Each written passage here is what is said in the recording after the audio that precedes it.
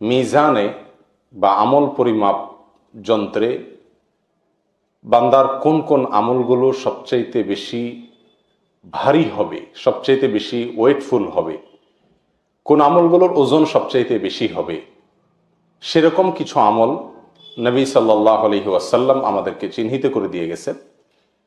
তো সেগুলো আজকে আমরা আলোচনা করব বা পর্যালোচনা করব।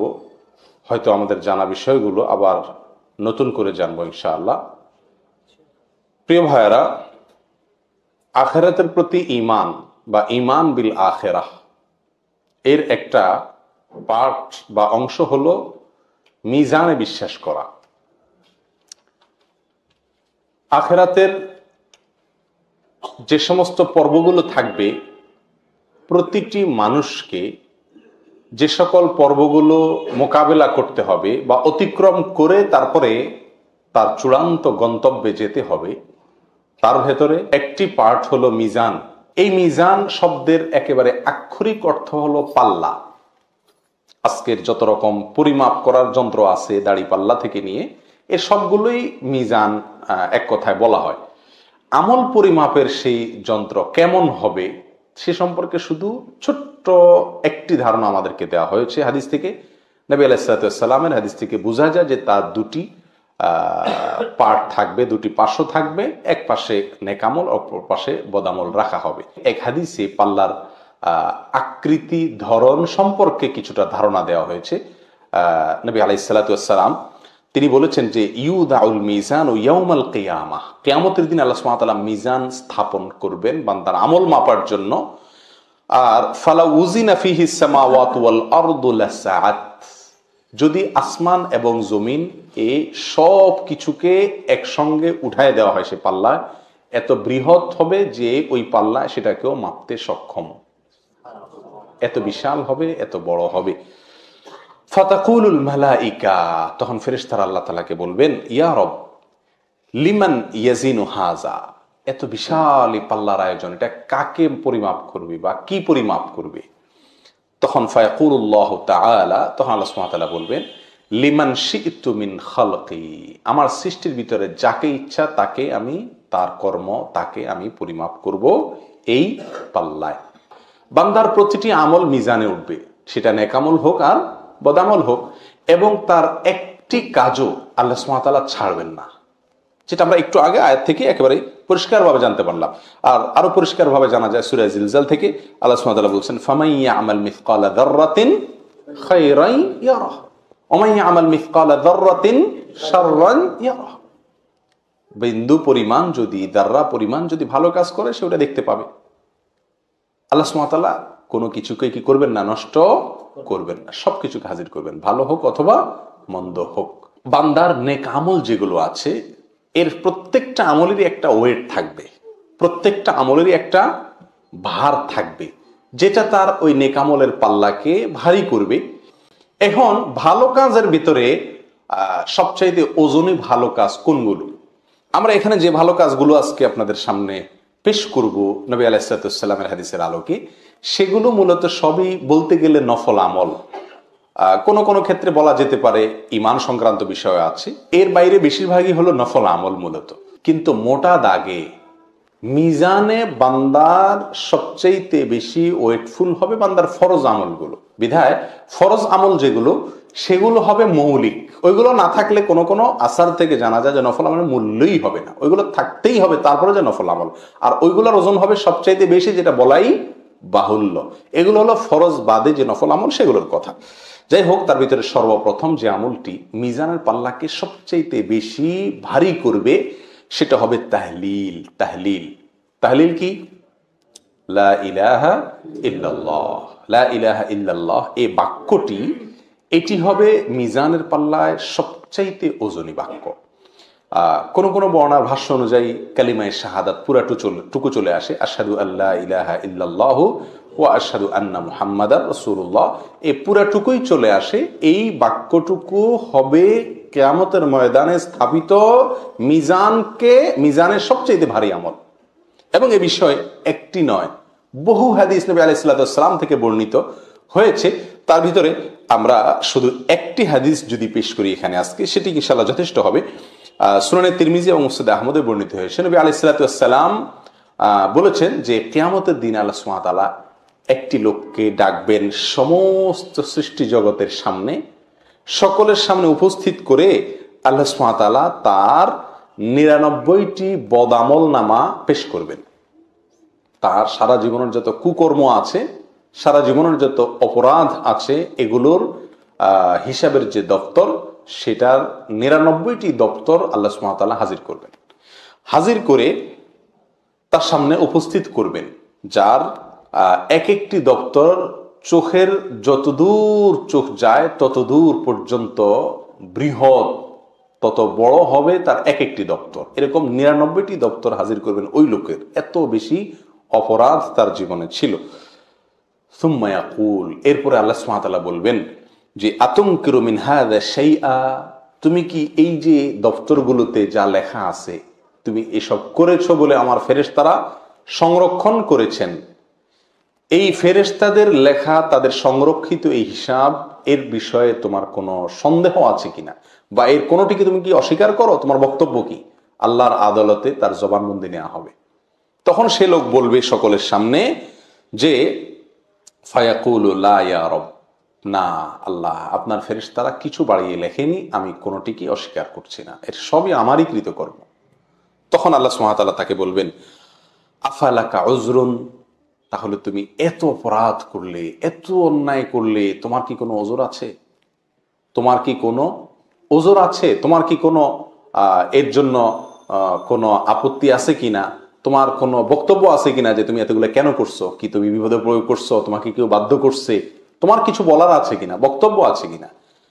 তখন সে বলবে ফায়াকুলু লা ইয়া রব, না আল্লাহ, আমার কোনো বক্তব্য নাই, কেউ আমাকে বাধ্য করেনি, আমি নিজেই করেছি, এবং আমার কোনো ওজর আপত্তি কিচ্ছু পেশ করার মতো আজকে আপনার সামনে আমার নেই। ফায়াকুলু লা ইয়া রব ফায়াকুলু বালা ইন্না লাকা ইনদানা হাসানাহ, তখন আল্লাহ সুবহানাহু ওয়া তাআলা বলবেন হ্যাঁ, তোমার একটি ভালো কাজ আমার কাছে আছে। ফাইন্নাহু লা যুলমা আলাইকাল ইয়াউম, নিশ্চয়ই আজ তোমার প্রতি কোনো অবিচার করা হবে না, যেটুকু ভালো কাজ করেছো তার বদলা তুমি পাবে। ফাতাখরুজু বাতাকাহ, ফাতাখরুজু বাতাকাহ, তখন একটি কাগজ বের হবে, একটা কাগজের টুকরা বের হবে, ফিহা, যেখানে থাকবে লেখা আশহাদু আল্লা ইলাহা ইল্লাল্লাহ ওয়া আশহাদু আন্না মুহাম্মাদান আবদুহু ওয়া রাসূলুহু, এটি লেখা থাকবে যে তোমার ভিতরে এই বিশ্বাস ছিল। ফায়াকুলু, তখন আল্লাহ সুবহানাহু ওয়া তাআলা বলেন উহদুর উজনাক, তোমার আমল মাপা হবে, আসো, হাজির হও, সামনে আসো, কাছে আসো। 99টি দপ্তর এক পাশে থাকবে, আর এই লা ইলাহা আশহাদু আল্লা ইলাহা ইল্লাল্লাহ ওয়া আশহাদু আন্না মুহাম্মাদান আবদুহু ওয়া রাসূলুহু, এটা আরেক পাল্লায় থাকবে, আরেক পাশে থাকবে, তুমি কাছে আসো। ফায়াকুলু, তখন লোকটা বলবে আল্লাহ ইয়া রব মা হাযিহিল বিতাকা মা হাযিহিস সিজিল্লাত, কি লাভ হবে এই পরিমাপ টরিমাপ করে, আর এই বিশাল আমার অপরাধের যে পাহাড়, সেটার বিপরীতে এই একটি কাগজের টুকরা আর কি আর হবে? আল্লাহ নিরাশ হয়ে যাবে লোকটি। ফাকালা ইন্নাকা লা তুজলাম, তখন আল্লাহ বলবেন যাই হয় তোমার প্রতি অবিচার অন্তত করা হবে না, অতএব তুমি প্রত্যক্ষ করো, দেখো তোমার বিচারের। তখন এক পাশে পাল্লার ওই সব অপরাধের আমল নামা রাখা হবে, আর অপর পাশে সেই কাগজ, সেই কাগজের টুকরা যেখানে কালিমাতুশ শাহাদা লেখা থাকবে সেটা রাখা হবে। তখন তার ওই কালিমাতুশ শাহাদাতের পাল্লাটা ভারী হয়ে যাবে।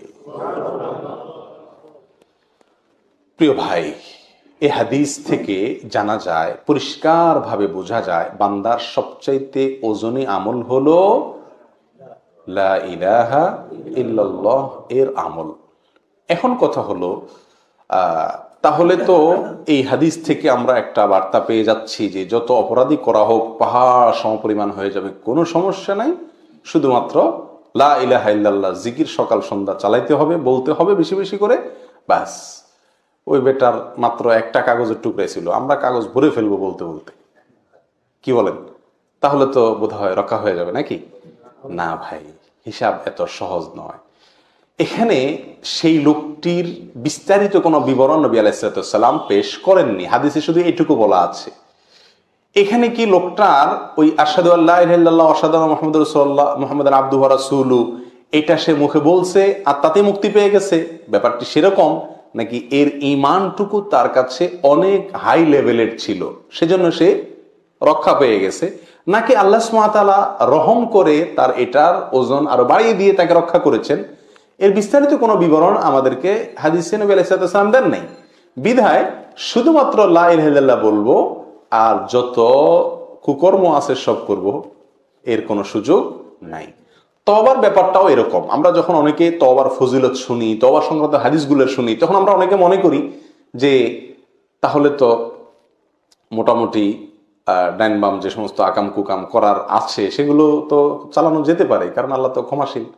এবং অনেকে বলেও আমাদের সমাজে, আল্লাহ মাফ করুন, অপরাধ করে আবার নির্লজ্জের মতো দুঃসাহসিকতা দেখায় বলে যে আল্লাহ ক্ষমাশীল। এরা আল্লাহর ক্ষমাশীলতার গুণের কথা শুনছে, কিন্তু আল্লাহর কাহার এই গুণের কথা শুনেনি। আল্লাহ সুবহানাহু ওয়া তাআলা যে কাহার, আল্লাহ যে জব্বার, আল্লাহর কাহার এর রূপ কেমন হবে, আল্লাহর জব্বারের চিত্র কেমন হবে, এ সম্পর্কে এই আল্লাহর বান্দার ধারণা নাই। সেজন্য তিনি তওবার উপরে ভর করে জেনে শুনে সজ্ঞানে কি করছেন, অপরাধ করছেন। প্রিয় ভাই, বিষয়টি হলো ওই ব্যক্তির মতো যে ব্যক্তির কাছে চাকু আছে, আবার হাত কাটা গেলে, পাও কাটা গেলে সেটা সঙ্গে সঙ্গে ভালো হওয়ার মতো বা রক্ত বন্ধ হওয়ার মতো মলমও আছে। এই মলম আছে দেখে কোনো বুদ্ধিমান মানুষ চাকু দিয়ে নিজের শরীর কাটবে না। মলমটা হলো কেটে গেলে অজান্তে, অসতর্কতায় যদি কেটে যায় সেখানে মলম ব্যবহার করে, এটা হলো জ্ঞানীদের কাজ, সুস্থ মানুষের কাজ। আর অসুস্থ এবং অজ্ঞানী লোকদের কাজ, মূর্খদের কাজ, বোকা মানুষের, নির্বোধ মানুষের কাজ হলো যে তিনি কি করবেন, মলম যেহেতু আছে সেহেতু তিনি চাকু ব্যবহার করেন, যে মলম যেহেতু আছে তাহলে এটা কেটে নেই। এটা পৃথিবীর কোনো বুদ্ধিমান মানুষ করবে না। অতএব তওবা আছে সেজন্য আমি কুকাম করে নিব, লা ইলাহা ইল্লাল্লাহর পাল্লা দিয়ে আল্লাহ আমার ভারী করে দিবে, ব্যাপারটা এত সহজ নয়। প্রিয় বন্ধু, আখিরাতে নাজাতের জন্য কোন একটি আমলের প্রতি ভর করা, ভরসা করে বসে থাকা, এর চাইতে বা দু চারটি আমলের প্রতি ভরসা করে বসে থাকা, এর চাইতে নির্বুদ্ধিতা, এর চাইতে বোকামি আর কিছুই নয়। তার মানে এই লোকটা আল্লাহ সুবহানাহু ওয়া তাআলার যে আসমা এবং সিফাতের প্রতি যে ইলম অর্জন করা জরুরি ছিল তার ঈমানের জন্য, তাওহীদুল আসমা ওয়াস সিফাত এর পয়েন্টে এসে এই লোকটি এত দুর্বল যে আল্লাহ সুবহানাহু ওয়া তাআলার প্রতিটি নামের যে বিস্তারিত বিশ্লেষণ আছে সেগুলো সম্পর্কে তার ধারণা নাই, অথবা সে বিষয়ে ঈমান নাই। না থাকার কারণে দু চারটি আমলের উপরে ভর করছেন। সবচেয়ে বড় কথা হলো, আমরা যত আমলের কথা শুনি আখিরাতে নাজাতের জন্য, প্রিয় বন্ধু, সে আমল রব্বুল আলামিনের কাছে যে মাকবুল হবে সেই গ্যারান্টি আমাদেরকে কে দিল? যদি আল্লাহ একটাও কবুল না করেন তখন রক্ষাটা কি? এই জন্য একজন ব্যাকুল, একজন সর্বহারা মানুষ সর্বশান্ত হওয়ার পরে তার বাঁচার জন্য, তার মুক্তির জন্য যত সম্ভাব্য উপায় হতে পারে তার প্রতিটি উপায়কে সে ধরার চেষ্টা করে। ঠিক না বেঠিক? ঈমান বিল আখিরাহ, ঈমান বিন নার, ঈমান বিল জান্নাত, এগুলো যদি আমাদের মধ্যে পূর্ণ মাত্রায় থাকে, এটার মিটার যদি অনেক উঁচু মাপের থাকে, তাহলে আমরা এই ছেলে মানুষই করব না।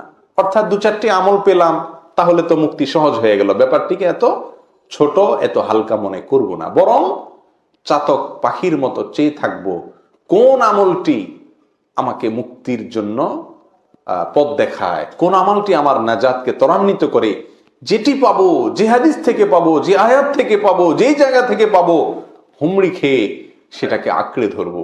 এটা হলো একজন এরকম ইমানদারের কাজ, যেই ইমানদার আখিরাতের প্রতিটি বিষয়ের প্রতি তার ইমানের মাত্রা অনেক হাই লেভেলের। আল্লাহ তাআলা আমাদেরকে সেরকম মাপের ইমানদার হওয়ার তৌফিক দান করেন। প্রিয় ভাই, তাহলে লা ইলাহা ইল্লাল্লাহ এই বাক্যটি, এই হাদিস একটি আমরা মাত্র পেশ করলাম কারণ সময় অল্প। এ বিষয়ে বহু হাদিস আছে যে হাদিসগুলোকে একসাথ করলে যার সামারি, যার সারসংক্ষেপ আমাদের সামনে চলে আসে যে এই হাদিস, এই লা ইলাহা ইল্লাল্লাহ এই বাক্যটি মিজানের পাল্লাকে ভারী করবে।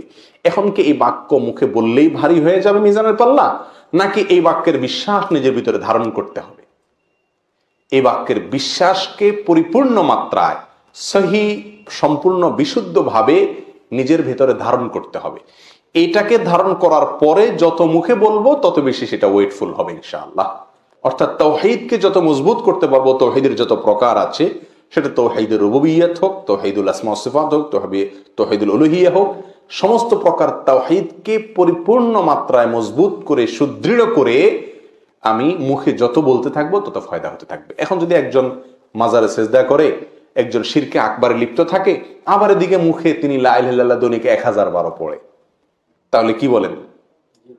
মাছা নাই তার বুধবার, ইমানই নাই, আবার আমল পরিমাপ করে জান্নাতে যাওয়ার প্রশ্ন তো বহুত পরে। প্রিয় বন্ধু, সেজন্য তাওহীদকে মজবুত করার পরে যত বেশি লা ইলাহা ইল্লাল্লাহ এই দোয়া, এই জিকির যত বেশি বান্দা করতে থাকবে তত বেশি ইনশাআল্লাহ তার মিজানে পাল্লাকে কি করবে? আমলটি ভারী করবে। নাম্বার 2, তাসবিহ, তাহমিদ, তাহলিল, তাকবীর, 4টি জিনিস, 4টি জিকির একসঙ্গে। তাসবিহ, তাহমিদ, তাহলিল, তাকবীর, এই 4টির মিশেলে জিকির, এটিও মিজানের পাল্লাকে অনেক বেশি ভারী করে।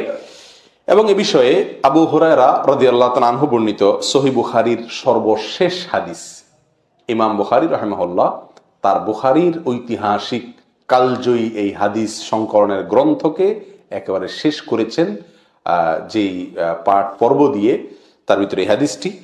নবী আলাইহিস সালাতু ওয়াস সালাম বলেছেন, কালিমাতানে খাফিফাতানে আলাল লিসান, 2টি বাক্য যেটা মুখে অত্যন্ত সহজে উচ্চারণযোগ্য, একেবারে খুব সহজে অল্প সময় উচ্চারণযোগ্য। হাবিবাতান ইলার রহমান, রহমানের কাছে অত্যন্ত প্রিয়। সাকিলাতানে ফিল মিজান, মিজানের পাল্লায় অনেক ভারী। এটা হলো আমাদের পয়েন্ট। মিজানের পাল্লায় এই 2টি বাক্য ভারী হবে। নবী আলাইহিস সালাতু ওয়াস সালাম বলেছেন সহিহ বুখারীর হাদিসে আসছে। আর সে বাক্যগুলো কি? সুবহানাল্লাহি ওয়া বিহামদিহি, সুবহানাল্লাহিল আযীম। এখানে আমরা তাসবিহ পেলাম এবং তাহমিদ পেলাম, 2টি পয়েন্ট পেলাম। আমরা 4টি জিকিরের কথা বলেছি যেগুলো মিজানের পাল্লায় আমাদের নেকামলকে অনেক ভারী করবে। তার ভিতরে এই তাসবিহ এবং তাহমিদ এখানে পেয়ে গেলাম, সুবহানাল্লাহ এবং আলহামদুলিল্লাহ। আলহামদুলিল্লাহ প্রসঙ্গে পৃথক একটা স্বতন্ত্র হাদিস আছে যেটা আমরা অনেকে জেনে থাকবো, যেটা সহিহ মুসলিমে আসছে। নবী আলাইহিস সালাতু ওয়াস সালাম বলেছেন, আবু মালিক আল আশআরী রাদিয়াল্লাহু তাআলা বর্ণনা করেছেন যে আত-তুহুরু শাতরুল ঈমান ওয়াল হামদুলিল্লাহি তামলাউল মিজান। আলহামদুলিল্লাহ এই বাক্যটি মিজানকে পরিপূর্ণ করে দিবে, ভরে দিবে একেবারে। তাহলে বোঝা গেল এই তাসবিহ, তাহমিদ, তাকবীর, তাহলিলের ভেতরে তাহলিল 1 নম্বরে আছে, এটা তো গেলেই আমরা তাহলিলের কথা। আর বাকি 3টার ভেতরে তাহমিদ, এটার গুরুত্ব অপরিসীম, এটা মিজানের পাল্লাকে ভরে দিবে। তাহমিদের আমল কত সহজ আমল, কোনো বসে করার দরকার নাই, নির্দিষ্ট সংখ্যায় যখন করার কথা আছে তখন বলবো, বাকি যেখানে নির্দিষ্ট সংখ্যা নাই সেখানে আমি উন্মুক্তভাবে স্বাধীনভাবে বলতে পারছি। প্রতিটি কাজে যদি আমি, প্রতিটি পাও ফেলতে যদি আমি আলহামদুলিল্লাহ বলি, প্রতিটি লোকমা আমি আলহামদুলিল্লাহ বলি, প্রতিটি ভালো কাজে আমি আলহামদুলিল্লাহ বলি, মাঝে মধ্যে আলহামদুলিল্লাহ বলতে থাকি, তাহলে খুব সহজেই আমার নাজাতের রাস্তা ত্বরান্বিত আমি করতে পারি ইনশাআল্লাহ। অভ্যাসটা চেষ্টা করলেই কিন্তু তৈরি করা যায়। আমরা ওয়াও বলি, অনেক কিছু বলি, এই ওয়াও ফাও এসব না বলে যদি আলহামদুলিল্লাহর কালচার ঘরে নিজের বাসায় তৈরি করা যায়, এটাকে যদি প্রতিষ্ঠিত করা যায় যে আলহামদুলিল্লাহর খই ফুটবে, বাচ্চাদের মুখের খই ফুটবে, স্ত্রীর মুখে খই ফুটবে, মা বাপ ভাই বোন অধীনস্থ নিজের সবার মুখে শুধু খই ফুটবে, আলহামদুলিল্লাহ আলহামদুলিল্লাহ, সবকিছুতে আলহামদুলিল্লাহ, জামা পরে ফেলছো বাবা আলহামদুলিল্লাহ, রেডি হয়ে গেছো আলহামদুলিল্লাহ, এরকম যদি আলহামদুলিল্লাহর একটা রব তুলে দেওয়া যায়, একটা পরিবেশ নিজেদের বলয়ের মধ্যে আমরা গড়ে তুলতে পারি, তাহলে ইনশাআল্লাহ আল্লাহ সুবহানাহু ওয়া তাআলার কাছ থেকে আমরা অনেক জোরালো আশা করতে পারি আমাদের মিজানকে ভারী করার জন্য। যাই হোক, আর বাকি যে 2টি আমল, সেই 2টি আমল সেগুলো এসেছে এ সম্পর্কে জুয়ারিয়া রাদিয়াল্লাহু তাআলা আনহার একটা হাদিস আছে যেটি সহিহ মুসলিমে বর্ণিত হয়েছে। হাদিসটি আমরা অনেকেই কম বেশ জানি। নবী আলাইহিস সালাতু ওয়াস সালাম একবার উম্মুল মুমিনিন জুয়ারিয়া রাদিয়াল্লাহু তাআলা আনহাকে বাসায় রেখে বের হইছেন, ফজরের সালাতে ফজর পড়ছেন, ফিরে আসছেন। আসার পরে নবী আলাইহিস সালাতু ওয়াস সালাম তাকে দেখলেন ওই জায়গায় বসে আছেন। নবী আলাইহিস সালাম কিন্তু বের হয়ে সালাতুদ দুহা পড়ে আসলেন, দীর্ঘ সময় গেছে। তিনি এসে বললেন, তুমি সেই বসায় এখনো আছো? বলে, ইয়া রাসূলুল্লাহ, হ্যাঁ সেই বসায় এখনো আছি। তো বসে বসে তিনি জিকির করছিলেন, আমল করছিলেন। নবী আলাইহিস সালাতু ওয়াস সালাম তাকে বলেছিলেন, উম্মুল মুমিনিন জুয়ারিয়াকে, দেখো তুমি এতক্ষণে যত আমল করলে, যত জিকির করলে, যত দোয়া করলে, আমি 4টি মাত্র বাক্য 3 বার আমি পাঠ করে যেই পরিমাণ সওয়াবের ভার আমি তৈরি করেছি, আল্লাহর কাছে জমা রেখেছি, সঞ্চয় করেছি, তোমার এই পুরো সময়ের নেক আমলের চাইতে ওইটা ভারী। সুবহানাল্লাহি ওয়া বিহামদিহি আদাদা খালকিহি ওয়া রিদা নাফসিহি ওয়া জিনাতা আরশিহি ওয়া মিদাদা কালিমাতিহি। 4টি বাক্য, সুবহানাল্লাহি ওয়া বিহামদিহি আদাদা খালকিহি, অর্থাৎ আল্লাহর পবিত্রতা এবং প্রশংসায় বর্ণনা করছি তার যত সৃষ্টি জগতের যত সদস্য আছে, 18,000 মাখলুকাত না, যত আছে তত পরিমাণে, ওয়া রিদা নাফসিহি, এবং তত পরিমাণে যত পরিমাণ হলে আল্লাহ সন্তুষ্ট হয়ে যান, অত পরিমাণে আল্লাহর আমি পবিত্রতা এবং প্রশংসা বর্ণনা করছি। ওয়াজিনাতা আরশি, 3 নম্বর হলো আল্লাহর আরশের ওজন পরিমাণে আল্লাহর প্রশংসা এবং পবিত্রতা বর্ণনা করছি। 4 নম্বর অমিদাদা কালিমাতিহি, আল্লাহর যত কালিমাত আছে, তার যত কালি আছে সেটার সমপরিমাণে, ওটা লিখতে যত কালির প্রয়োজন হবে সেটা সমপরিমাণে আমি আল্লাহর পবিত্রতা এবং প্রশংসা বর্ণনা করছি। প্রিয় বন্ধু, এই আমলটি আজ থেকে আমরা যারা অভ্যাস আছে আলহামদুলিল্লাহ তো ভালো, আর যাদের অভ্যাস নেই তারা করে নি, সকালে ফজরের পরে এবং সন্ধ্যায় 3 বার করে সুবহানাল্লাহি ওয়া বিহামদিহি আদাদা খালকি ওয়া রিদা নাফসি ওয়া জিনাতা আরশি ওয়া মিদাদা কালিমাতি। করবো তো ইনশাআল্লাহ, একেবারে পাক্কা প্রতিজ্ঞা করে নেই, আমাদের প্রিয়জনদেরকে শিখাই দিই ইনশাআল্লাহ বিদিনিল্লাহ। তাহলে এই বাক্যের ভিতরে ওই যে তাকবীর, তাহমিদ, তাহলিল এগুলো আছে। 3 নম্বর আমল হলো 5 ওয়াক্ত সালাতের পরে যে সমস্ত জিকিরগুলো আছে, দোয়াগুলো আছে, সেগুলোকে নিয়মিত করা এবং করার চেষ্টা করা। আমরা তো হুট করে সালামটা ফিরাতে পারলেই দৌড় দিয়ে কখন যাব, বাঁচাবো সেই চেষ্টা করি, যান বাঁচানোর চেষ্টা করি। অথচ এই 5 ওয়াক্ত ফরজ সালাতের পরে যে আমলগুলো আছে, জিকিরগুলো, তাসবিহগুলো, এগুলোর গুরুত্ব অপরিসীম। এই বিষয়ে একটি বর্ণনা আমরা শুধু আজকে পেশ করি, চলো যে আবু দাউদ, মুসনাদ আহমদ, তিরমিজি, নাসাই, ইবনে মাজাহ ইত্যাদিতে বর্ণিত হয়েছে। সহিহ তারগিব তারহিব আল্লামা আল বাইহাকি হাদিসটিকে সহিহ বলেছেন। আব্দুল ইবনে আমর রাদিয়াল্লাহু তাআলা বর্ণনা করছেন নবী আলাইহিস সালাম থেকে, তিনি বলেছেন যে 2টি অভ্যাস আছে বান্দার, এটা যদি কোনো মুসলিম বান্দা সংরক্ষণ করে, এটাকে নিয়মিত করে, এটাকে ধরে রাখে, কন্টিনিউ করে, এটাকে না ছাড়ে, তাহলে সে জান্নাতে প্রবেশ করবেই। তার জন্য জান্নাতে প্রবেশ করা সহজ হবে, জান্নাতে সে প্রবেশ করবেই। এবং সেই 2টি আমলের দোনোটি আমল অত্যন্ত সহজ, অত্যন্ত সহজ। অথচ নবী আলাইহিস বলছেন যে খুব কম মানুষই সে কাজটা, সে আমলগুলো করে। কি সেটা? প্রত্যেক সালাতের পরে 10 বার করে সে তাসবিহ পাঠ করবে, সুবহানাল্লাহ বলবে, ওয়া ইয়াহমাদু 10, 10 বার করে তাহমিদ করবে, অর্থাৎ আল্লাহর প্রশংসা আলহামদুলিল্লাহ এটা বলবে, আর 10 বার করে তাকবীর পাঠ করবে, অর্থাৎ আল্লাহু আকবার বলবে। তাহলে 30 বার যদি প্রত্যেক ওয়াক্তে হয়, তাহলে 5 ওয়াক্তে হবে 150 বার। নবী আলাইহিস বলছেন যে ফাযাকা 50 ওয়া মিআ বিল লিসান, মুখে সে 150 বার বলল দিনে, ওয়া আলফুন ওয়া 500 ফিল মিজান, সে আখিরাতে মিজানের পাল্লায় গিয়ে এটাকে 1,500 পাবে। এই 150কে সে 1,500 সেখানে পাবে। যাই হোক, এই হাদিসে আরো অংশ আছে, আপনার শোয়ার সময় 33 বার সুবহানাল্লাহ, 33 বার আলহামদুলিল্লাহ, 34 বার আল্লাহু আকবার, সেটার কথাও আছে। সেটাও যদি কেউ পড়ে তাহলে সেটাও সমহারে মিজানের পাল্লায় সে অতিরিক্ত আল্লাহ সুবহানাহু ওয়া তাআলার কাছে পাবে। তাহলে এটি একটি আমলের কথা বলা হয়েছে। এর বাইরেও যত আমল আছে 5 ওয়াক্ত সালাতের প্রত্যেকটা ফরজ সালাতের পরে সেগুলোকে, জিকিরগুলোকে, দোয়াগুলোকে বেশি করলে মিজানের পাল্লা ইনশাআল্লাহ ভারী হবে। নাম্বার 4, সন্তান যদি ছোট অবস্থায় মারা যায় আর বাবা যদি সবর করতে পারেন, বাবা মা যদি সবর করতে পারেন, তাহলে এই আমলটি যে সবর করলেন, এই সবরটি স্পেশালি, যে কোনো সবরে ওয়েটফুল, কিন্তু এই সবরটি স্পেশালি তার মিজানের পাল্লাকে অনেক ভারী করে দিবে। আল্লাহ তাআলা আমাদের কাউকে বিপদ না দেখ, যদি এসে যায় তাহলে সবরের শক্তি আল্লাহ দেখ, সামর্থ্য আমাদেরকে দেখ। এক সাহাবী তার ছোট বাচ্চাকে অনেক ভালোবাসতেন, এত বেশি ভালোবাসতেন, কিছু কিছু বাবা আছেন যারা ভালোবাসাকে লুকাতে পারেন না, প্রকাশ হয়ে যায়, অনেক বেশি ভালোবাসেন সন্তানকে। তিনি ছোট শিশুকে নবী আলাইহিস সালামের কাছে নিয়ে আসতেন। তো মসজিদে আসলে মুহূর্তের জন্য, ক্ষণিকের জন্য বাবা এবং ওই ছেলে শিশু পৃথক হতেন না, সারাক্ষণ গা ঘেঁষে ঘেঁষে থাকতেন এবং একে অন্যকে অনেক ভালোবাসতেন। তো একবার জিজ্ঞাসা করা হয়েছে তাদেরকে যে তোমরা এই অবস্থা হয় মসজিদে নববীতে আসলে, তাহলে বাসা বাড়িতে কি হাল, মানে তোমাদের ভালোবাসার মাত্রা, তাহলে এই যে এই মিল, এটা সেখানে আরো কত বেশি হবে। একদিন হঠাৎ লোকটি আসলো, বাচ্চাটা তার সাথে আর নাই। নবী করিম সাল্লাল্লাহু আলাইহি ওয়াসাল্লাম তখন জিজ্ঞেস করলেন, কি ব্যাপার, তোমার ছেলে কই? মুখটাও খুব মলিন। তখন বললেন, ইয়া রাসূলুল্লাহ, সে তো মারা গেছে। তো খুব মনে কষ্ট, অনেক আঘাত, ছোট শিশু, আবার যদি খুব আদরের হয় তাহলে তার মৃত্যু, তার বিয়োগ অনেক কষ্টের কারণ। খুব মনে কষ্ট, খুব দুঃখ তার মনে। দুঃখ প্রকাশ করার পরে নবী করিম সাল্লাল্লাহু আলাইহি ওয়াসাল্লাম বলছেন, আচ্ছা তোমার ছেলেটা বেঁচে থাকলে তোমার জন্য ভালো লাগতো, তোমার ভালো লাগতো, আর যদি এই ছেলেটা মারা গেল, কি মনে করো, তুমি যদি মারা যাও এবং তুমি জান্নাতের সামনে যাওয়ার পরে যেই দুয়ার দিয়ে যাও, সেই দুয়ার দিয়েই তোমার ছেলে তোমার জন্য দরজা খুলে দেয়, কোনটা ভালো হবে?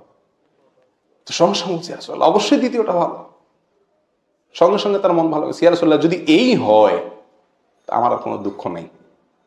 কারণ এই দুনিয়ার মিলন এবং এই দুনিয়ার বিয়োগ, এটা তো বিয়োগও না, মিলনও না, এটা তো একেবারেই সাময়িক। আমাদের আসল আমাদের মিলন হবে জান্নাতে, যার পরে আর ছুটা হওয়ার কোনো সুযোগ থাকবে না। আর আসল বিচ্ছেদ আর বিয়োগ তো মৃত্যু না, এটা তো সাময়িক বিয়োগ, মৃত্যু দেখা তো হবেই।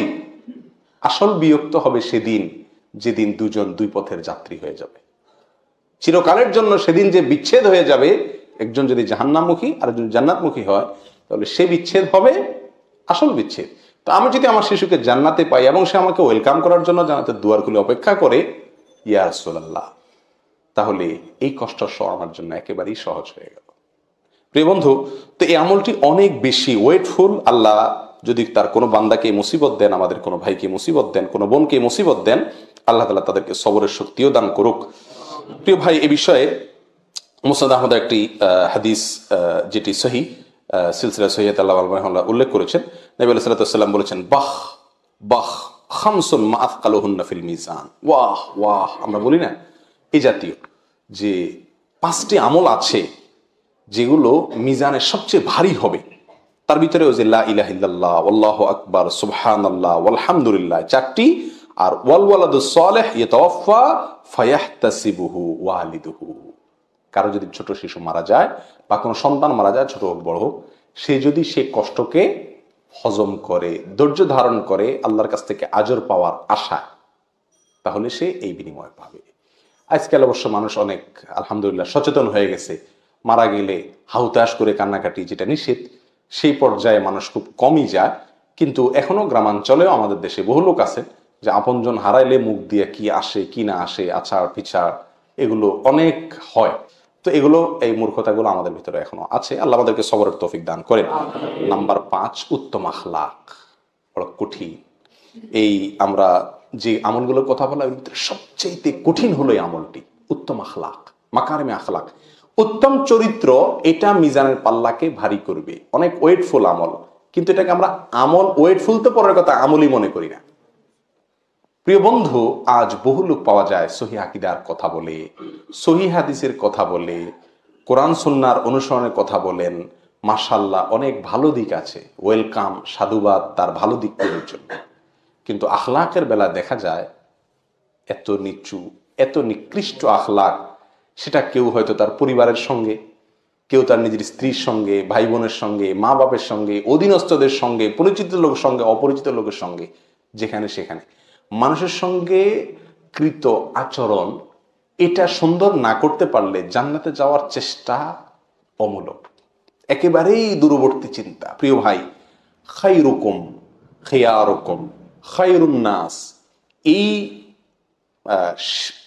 ইয়েতে শিরোনামে যে হাদিসগুলো বর্ণিত হয়েছে, সেগুলোর উপরে একটা গবেষণা করে আমরা দেখছি যে 10-12টি হাদিস মৌলিকভাবে বের হয়ে আসে, আরো কিছু হাদিস আছে। এগুলোর ভিতরে নবী আলাইহিস সালাম বলেছেন, তোমাদের ভিতরে উত্তম কে, তোমাদের ভিতরে শ্রেষ্ঠ কে, তোমাদের ভিতরে সবচেয়ে আল্লাহর প্রিয় কে। এই যে এই প্রশ্নের উত্তরে নবী আলাইহিস সালাম যেই ব্যক্তিকে বসিয়েছেন, যে আমলটিকে বসিয়েছেন, সেগুলোকে গবেষণা করে দেখা গেছে তার 1-2টি হলো ব্যবহারিক সরাসরি নেক আমল, আর বেশিরভাগ প্রায় 7 থেকে 8টি পয়েন্ট, এই 10-12টার ভিতরে 7 থেকে 8টি হলো বান্দার আচরণ কেন্দ্রিক, আখলাক কেন্দ্রিক। অর্থাৎ আমার উত্তম আখলাকের সাথে সম্পর্ক, আমি আল্লাহর কাছে সবচাইতে প্রিয় পাত্র হওয়ার। খায়রুকুম আহসানুকুম কদাআ, বুখারীর হাদিস। তোমাদের ভিতরে সবচেয়ে ভালো মানুষ যে লেনদেন পরিশোধ করা, দেনা পরিশোধের ব্যাপারে ভালো মানুষের পরিচয় দেয়, সমমত পরিচয় দেয়, কথা রক্ষা করে। তোমাদের ভিতরে খায়রুল আসহাবি ইনদাল্লাহি খায়রুকুম লিসাহিবি খায়রুল জিরানি ইনদাল্লাহি খায়রুকুম লিজারিহি। বন্ধু হিসাবে সবচেয়ে উত্তম বন্ধু আল্লাহর কাছে সে যে তার বন্ধুদের কাছে ভালো। তার মানে আচরণ ভালো হলে তো সবার কাছে ভালো থাকা যায়। তোমাদের ভিতরে সবচেয়ে উত্তম লোক সে যে ব্যক্তির মন্দ থেকে, তার ক্ষতি থেকে মানুষ নিরাপদ থাকে, তাকে মানুষ নিরাপদ মনে করে যে এর দ্বারা আমার ক্ষতি হবে না, তাকে দেখলে মানুষ প্রশান্তি পায় আর তার থেকে কোনো অনিষ্ট হবে না। অর্থাৎ এই সব হাদিসগুলোকে আপনি একসাথ করেন। অন্য হাদিসে রাসূলুল্লাহ সাল্লাল্লাহু আলাইহি ওয়াসাল্লাম বলেছেন যে আহাব্বুন নাসি ইলাল্লাহি আনফাউহুম লিন-নাস আও আনফাউহুম। মানুষের ভিতরে আল্লাহর কাছে সবচেয়ে প্রিয় ব্যক্তি সে যে মানুষের জন্য সবচাইতে বেশি উপকারে আসে, তার কথায় কাজে কষ্ট মানুষের কম হয়, উপকার বেশি হয়। প্রিয় ভাই, এই আখলাক এর দুর্ভিক্ষ চলছে, আজ দুর্ভিক্ষ চলছে। বহু নেকামলকারী আছি, ওয়াল্লাহি এটাকে আমরা নেকামলই মনে করি না। আমাদের আচরণ এত ঘেউ ঘেউ, এত খারাপ, এত নোংরা, এত নিকৃষ্ট, এটা আমাদের কাছের লোকজন, আমাদের পরিজন, আমাদের প্রিয় লোকেরা, অধীনস্থরা, তারা আমাদের আসল রূপ জানে। আমরা প্রত্যেকটা লোক এই নেকামল থেকে অনেক অনেক দূরে। ইল্লা মান রাহিমা রাব্বি, হাতে গোনা কিছু লোক ব্যতিক্রম আছেন। আল মুসলিমু মান সালিমাল মুসলিমুনা মিন লিসানিহি ওয়া ইয়াদিহি। মুখ এবং হাত দিয়ে নিরাপদে থাকবে। কোথায় সে মুসলমান? প্রিয় বন্ধু, আসল আখলাক গুলোকে একেবারে ফুলের মতো করে ফেলি, একদম ফুলের মতো করে ফেলি। সবাইকে ক্ষমা করতে শিখি। আমি সবচাইতে পাহাড়ের মতো উদার মন আল্লাহ যেন আমাকে দেয়, আল্লাহর কাছ থেকে চেয়ে নেই এবং উদার মনের মানুষগুলোর সাথে চলি, ইনশাআল্লাহ ভালো হতে পারবো। আমরা অনেকেই উত্তম চরিত্রকে ভালোবাসি, অনেকে না, সবাই আমরা উত্তম চরিত্রকে ভালোবাসি। যে লোকটার ব্যবহার ভালো তাকে আমরা সবাই কি করি? ভালোবাসি। কিন্তু আমি নিজে উত্তম চরিত্র অর্জন করতে পারি না, ঠিক না বেঠিক? আবু দারদা রাদিয়াল্লাহু তাআলা থেকে বর্ণিত, নবী আলাইহিস সালাতু ওয়াস সালাম বলেছেন, মা মিন শাইইন আথকালু ফিল মিজান মিন হুসনিল খুলুক। মিজানে, কিয়ামতের ময়দানে যে মিজান স্থাপন করা হবে আখিরাতে, সেই মিজানে হুসনুল খুলুক বা উত্তম চরিত্রের চাইতে ভারী কোনো আমল হবে না। আমরা এতক্ষণ পর্যন্ত যতগুলো আমলের কথা বলছি সেগুলোর একটিতেও নবী আলাইহিস সালাম এই ভাষা ব্যবহার করেননি। খেয়াল করে দেখবেন, সেখানে বলা হয়েছে এটা ভারী হবে, ভারী হবে, ভারী হবে, লা ইলাহা ইল্লাল্লাহ বাদে বাকি ভারী হবে। কিন্তু এখানে নবী আলাইহিস সালাম ভাষাটা দেখেন, মা মিন শাইইন, কোনো কিছু আর নাই এত ভারী, যত ভারী হবে কি? উত্তম আচরণ, সুন্দর চরিত্র, ব্যবহার। এটা যত ভারী হবে অন্য কোনোটা এত ভারী হবে না। প্রিয় বন্ধু, আমার নবী আলাইহিস সালামের আখলাক কেমন ছিল? হ্যাঁ, আনাস রাদিয়াল্লাহু তাআলা আনহু 10 বছর খেদমত করেছেন। খাদামতু রাসূলুল্লাহ সাল্লাল্লাহু আলাইহি ওয়াসাল্লাম 10 সিনিন, 10 বছর আমি খেদমত করেছি। তিনি বলেন, এই 10 বছরে একবারও আমাকে বলেন না এই কাজটি কেন করো নাই বা এই কাজটা কেন করলে। এর মানে নবী আলাইহিস সালাম অধীনস্থদের সাথে কত উত্তম আচরণ করতেন। আর আমরা হইলাম কি? আল্লাহু আকবার, এত দুরাচারী যে আমাদের আশপাশে যারা থাকে, যারা অধীনস্থ কাজ করে, এরা জানে আমার চরিত্রের আসল দশা। অনেক সময় আমরা একটা যুক্তি দেই, শয়তান আমাদেরকে একটা যুক্তি দেয়, লজিক দেয়। সেটা হলো যে এত ভালো মানুষ হলে মানুষ চালানো যায় না, এরা বেশি ভালো হলে সব মাথায় উঠা বসে। কথা একেবারে অমূলক না, অনেকাংশে সত্য। তো যারা এই শয়তানের এই লজিকটা গ্রহণ করে নিজের চরিত্রটাকে নষ্ট করেন, তাদের জন্য বাদশাহ হারুনুর রশিদের একটা গল্প আছে শিক্ষণীয়। তিনি একবার তার দরবারে, তার রাজ দরবারে মজলিসে একটা চাকরকে, একটা গোলামকে ডাকতেছিলেন। কয়েকবার ডাকার পরেও গোলামটা শুনেও না শোনার ভান করলো। তো বাদশার বন্ধু পাশে বসা ছিলেন, তিনি বললেন, দোস্ত, এই তোমার বাদশাহী না, একটা গোলাম এতবার ডাকলা, কোনো বেইলি দিল না তোমার, কি বাদশাহী করো ভাই, এটা কথা হইল? হ্যাঁ। তো বাদশাহ বলতেছেন যে, দোস্ত, আমি যখন আমার আচরণটাকে খারাপ করি তখন এগুলা সব সুইচের মতো সোজা হয়ে যায়, আর আমি যখন একটু ভালো হয়ে যায় সবগুলা মাথায় উঠা বসে। তো আমি হিসাব করলাম যে ওদেরকে ভালো করতে হলে আমি খারাপ হওয়া লাগে, আর আমি ভালো হলে ওরা খারাপ হয়ে যায়। তাহলে আমার কাছে গুরুত্বপূর্ণ কোনটা? আমার নিজের চরিত্রটা ভালো থাকা নাকি তারে ভালো করা? কোনটা গুরুত্বপূর্ণ? আমার নিজেরটা। কো আনফুসাকুম, তারপরে না আহলিকুম। আমি খারাপ হয়ে তারে ভালো করলাম, তো সে তো ভালো থাকলো, কিন্তু আমি তো খারাপ হয়ে গেলাম, লাভ তো হলো না, লস হয়ে গেল। উত্তর পাইছেন? তাহলে বাদশা হারুন রশিদের এই গল্পের ভিতরে উত্তর আছে কি নাই?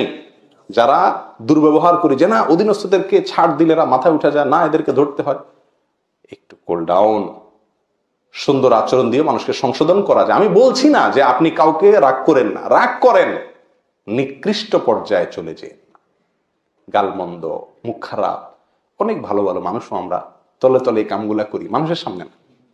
ওইটা ওই আমার বইয়ে জানে, হ্যাঁ বোনে জানে, চাকর বাকর আশপাশের লোকজন জানে, আরে কত বড় শেখ সাজে, এর রূপ তো আমি জানি, ঠিক না বেঠিক? আর এই জন্য চেয়ারম্যান এই চারিত্রিক সনদপত্র কমিশনার চেয়ারম্যান সাহেব দিবে না, মেম্বার সাহেব দিবে না, কে দিবে? বউয়ে দিবে। তোমাদের ভিতরে সবচেয়ে উত্তম হলো সে খায়রুকুম খায়রুকুম লিআহলিহি, যে তার পরিবারের লোকের কাছে ভালো, সে আসল ভালো। আজকে যা বউরে জিজ্ঞেস করবেন, পরিবার লোকদের জিজ্ঞেস করবেন যে আসলে ইমানে আমানে বলো আমি কি ভালো কিনা, যদি বলে হ্যাঁ, একেবারে দিল থেকে বলতে তুমি চাইছে তুমি একটা ভালো মানুষ, তাহলে আপনি আসলেই ভালো। আর যদি বলে যে তোমার ভালো রূপ তো আমি জানি, তাহলে বুঝবেন আপনি আর ভালো হতে পারলেন না। তাহলে এই হাদিসগুলোকে আমরা সামনে রাখলে দেখি, প্রিয় বন্ধু, ভালো হওয়াটা অধিক তাসবিহ, অধিক তাহলিল, বিশেষ নফল নামাজ, বিশেষ দান সদকা, এগুলোর সাথে যতটা সম্পর্কযুক্ত, তার চাইতে কোনো কোনো দিক থেকে, সব দিক থেকে, কোনো কোনো দিক থেকে অনেক বেশি সম্পর্কযুক্ত হলো আমার কিসের সাথে? আচার আচরণের সাথে। এটা আমার মিজানের পাল্লা আমার নেকামলকে অনেক ওজনে করে দিবে। তাহলে আমি কেন আমার মিজানের পাল্লা, আমার আমলকে আমি হালকা করব? চরিত্র চেঞ্জ করবো তো ইনশাআল্লাহ। আল্লাহ আমাদেরকে তৌফিক দান করুন। প্রিয় বন্ধু, ওর চরিত্রকে সুন্দর করার জন্য দুটি পয়েন্টের কথা বলেছিলাম। নাম্বার 1, যাদের ঘেউ ঘেউ করার অভ্যাস আছে, এই চাড়াল মার্কা মানুষের সাথে কম চলবেন। ভালো উত্তম ব্যবহারের যে মানুষগুলো আছে তাদের সাথে বেশি চলবেন। ডাইভার্ট করে আপনার ভিতরে ইনশাআল্লাহ ভালো গুণটা আসবে। আর নবী আলাইহিস সালাম যে দোয়া শিখাইছেন, সে দোয়াটা আমরা বেশি করবো ইনশাআল্লাহ। আর এই দোয়াটা বিভিন্ন হাদিসে বর্ণিত হয়েছে, সহিহ মুসলিমে বর্ণিত হয়েছে, তার ভাষাটা একটু ব্যতিক্রম। তিরমিজিতে এবং মুসনাদে আহমদে বর্ণিত হয়েছে, তার ভাষাটা একটু ব্যতিক্রম, কিন্তু মূল বিষয় একই। দোয়াটি হলো এই, আল্লাহুম্মা হদিনি লি আহসানিল আখলাক। আল্লাহ আমাকে সবচেয়ে সুন্দর আখলাকের পথ দেখায় দেন, আল্লাহ সবচেয়ে সুন্দর আখলাকের পথ দেখায় দেন। ফাইন্নাহু লা ইয়াহদি লি আহসানিহা ইল্লা আন্ত, কারণ আপনি ছাড়া আর কেউ সুন্দর আখলাকের, সুন্দর আচরণের পথ দেখাতে পারবে না। এখানে পথ দেখানো বলতে একেবারে সুন্দর আচরণকারী বানিয়ে দেওয়া। হেদায়েতের দুটি অর্থ, একটা হলো ইরাআতুত তরিক, আর একটা ইসাইলুল মতলুব, ভিন্ন আলোচনা। এখানে সম্ভবত ইসাইলুল মতলুব উদ্দেশ্য, অর্থাৎ আমাকে ভালো চরিত্র বানিয়ে দেন আল্লাহ। ওয়াসরিফ আন্নি সাইয়্যাহা, আর মন্দ চরিত্র থেকে আমাকে আল্লাহ দূরে সরায় দেন। লা ইয়াসরিফু আন সাইয়্যাহা ইল্লা আন্ত, এই মন্দ চরিত্র থেকে কেউ বাঁচাতে পারে না, রক্ষা করতে পারে না আল্লাহ আপনি ছাড়া। সত্যি সত্যি উত্তম আচরণ আল্লাহর তৌফিক ছাড়া হয় না। অনেকেই চেষ্টা করেন কিন্তু পারেন না, মাথাটা যখন গরম হয়ে যায় তখন আর সব এলোমেলো হয়ে যায়, পরে আফসোস করে, ঠিক না ঠিক? এই জন্য আল্লাহর কাছে এই দোয়ার মাধ্যমে আমরা চেয়ে নিতে পারি, আল্লাহুম্মা হদিনি লি আহসানিল আখলাক ফাইন্নাহু লা ইয়াহদি লি আহসানিহা ইল্লা আন্ত ওয়াসরিফ আন্নি সাইয়্যাহা লা ইয়াসরিফু আন সাইয়্যাহা ইল্লা আন্ত। নাম্বার 6, শেষ আমল হলো জানাজার পরে লাশের পেছনে পেছনে যে দাফন করে শেষ হওয়া পর্যন্ত অপেক্ষা করা। একটি আমল, জানাজা একটি আমল। জানাজার পরে লাশের পেছনে পেছনে কবরস্থান পর্যন্ত যাওয়া, দাফন শেষ হওয়া পর্যন্ত অপেক্ষা করা। এই আমলটা কিন্তু এখন বিলুপ্তির পথে। আমাদের দেশে অনেক কমই দেখা যায়। জানাজায় আমরা অনেকে হাজির হই মাশাআল্লাহ, কিন্তু জানাজার পরে লাশের পেছনে পেছনে যাওয়া কবরস্থান পর্যন্ত, সেটা একান্ত কাছের লোকজন ছাড়া, দায় না থাকলে আমরা যেতে চাই না। অপরিচিত লোকের জানাজার পিছনে আপনি কবরস্থান পর্যন্ত গেছেন, এরকম ঘটনা জীবনে কয়বার হয়েছে? খুব কম লোকই পাওয়া যাবে। কিন্তু সৌদি আরবে আলহামদুলিল্লাহ আমলটা প্রচুর পরিমাণে আমরা দেখি, পাওয়া যায় যে কোনো লোকের ইয়ের পিছনে হাতে সময় থাকলে কবরস্থান পর্যন্ত যে দাফন পর্যন্ত আমরা অপেক্ষা করি। কিসের জন্য? এই সওয়াবের জন্য। এটা অনেক ওয়েটফুল আমল। নবী আলাইহিস সালাম বলেছেন, মুসনাদ আহমদে বর্ণিত হয়েছে, আল্লাহ আলবানী হাদিসকে সহিহ বলেছেন, নবী সাল্লাল্লাহু আলাইহি ওয়াসাল্লাম বলেছেন, মান তাবিআ জানাজাতান হাত্তা ইউসাল্লা আলাইহা, যে ব্যক্তি কোনো জানাজার পিছে পিছে যায়, জানাজার সালাত শেষ হওয়া পর্যন্ত, ওয়াফরাগা মিনহা, সালাতের পরে শেষ হলো, ফালাহু কিরাতানি, সে ব্যক্তি 2 কিরাত পাবে। ওয়ামান তাবিআহা হাত্তা ইউসাল্লা আলাইহা ফালাহু কিরাতুন, আর যে ব্যক্তি জানাজার পিছে পিছে লাশের পিছনে যে শুধু সালাত আদায় করা পর্যন্ত থাকলো, সে 1 কিরাত পাবে। ওয়াল্লাযী নাফসু মুহাম্মাদিন বিয়াদিহি লাহু আফকালু ফি মিজানিহি মিন উহুদিন, যারা মদিনায় গেছেন, উহুদ পাহাড় দেখছেন, কি বিশাল, মনে হয় যে পুরো ঘেরা। এই নবী সাল্লাল্লাহু আলাইহি ওয়াসাল্লাম বলছেন, যদি কেউ এই কিরাতের সওয়াব, কিরাত উহুদ পাহাড়কে যদি তার মিজানের পাল্লা উঠিয়ে দেওয়া হয়, যত ওজন হবে, যত ওয়েট হবে, তার চাইতে বেশি তার মিজানের পাল্লাকে ওয়েট করে দিবে তার এই আমলে। লাশের পেছনে পেছনে গেলে 2 কিরাত, আর না গেলে 1 কিরাত। তাহলে পিছনে পিছনে যাওয়া এটা মিজানের পাল্লা আমাদের নেকামলকে ভারী করে দেওয়ার অন্যতম একটি কারণ। আল্লাহ তাআলা আমাদের সকলকে এর প্রত্যেকটি আমলকে বাস্তবায়ন করার তৌফিক দান করুন।